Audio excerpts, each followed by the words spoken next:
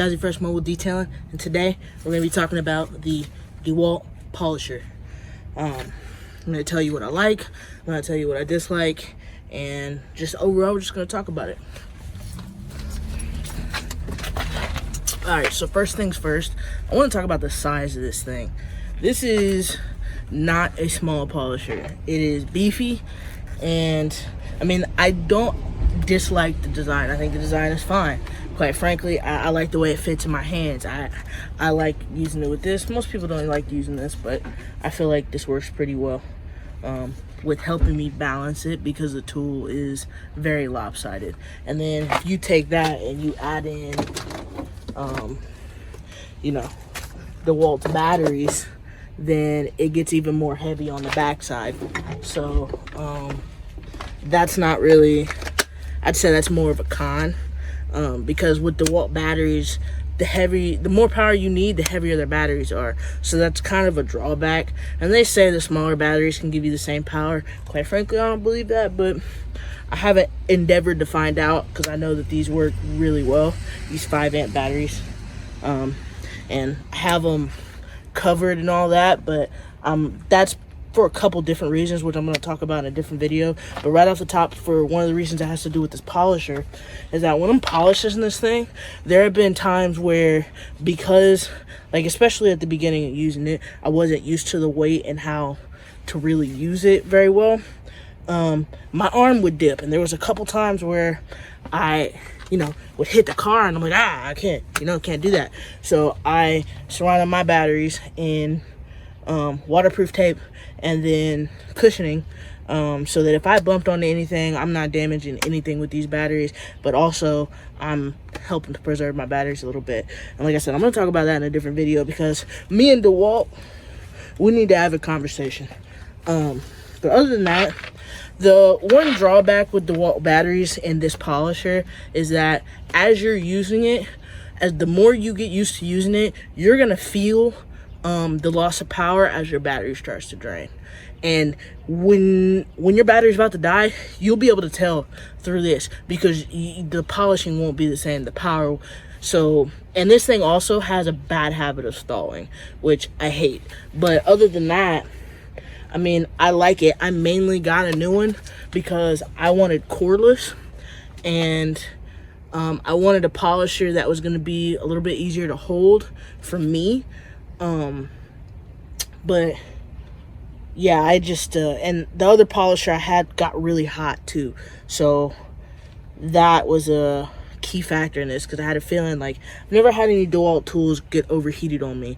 Their batteries, yeah, definitely, but now they're tools, so I don't have that problem with this. And this grip right here, it really just does it for me. I really like this polisher quite a bit. I mean, honestly, I'm kind of in love with it. I love it, but I know there are better options.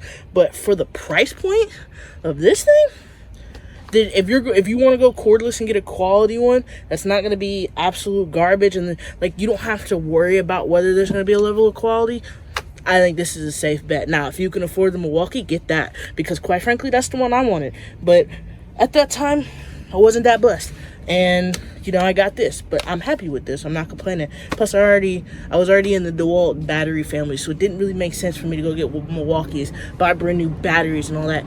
It was just it was all extra, when really all I needed was the tool, because I already had the batteries. So yeah, I like this thing, but it is heavy. And to someone that doesn't have strong forearms, or doesn't lift weights, or doesn't have a good, ankle, that is not your ankle, wrist strength, then yeah, I could see why this would be an awkward polisher. I could see why people would complain about it being heavy. But personally, I like it. I think it's good. I especially with this, I've heard people complain about having the polishers on there, or their handles on the polisher, like, oh, you should be able to hold it like that. I can hold it like that, but this just gives me so much more power and control with how I'm moving versus right here. And it gets you away from this a little bit. I mean, there's nothing wrong with having your hand right there, but having it right there, I would say, is a bit safer.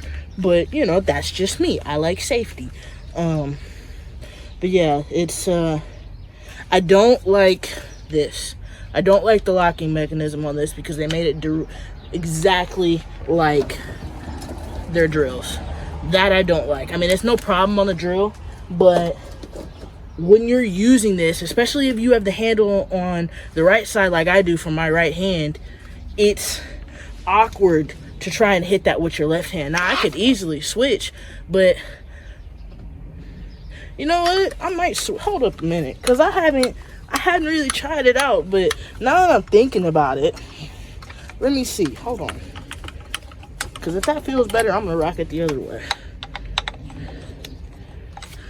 Oh, no. Of course, I got to go right-handed. So that's one of the reasons why I didn't have it on the left side. Okay. Not going to go in there. Am I screwing it in the wrong way? No, or am I just an idiot? I don't know what the... See, I should have just... Oh, there it goes. Was I just not catching the threads? What the heck was that?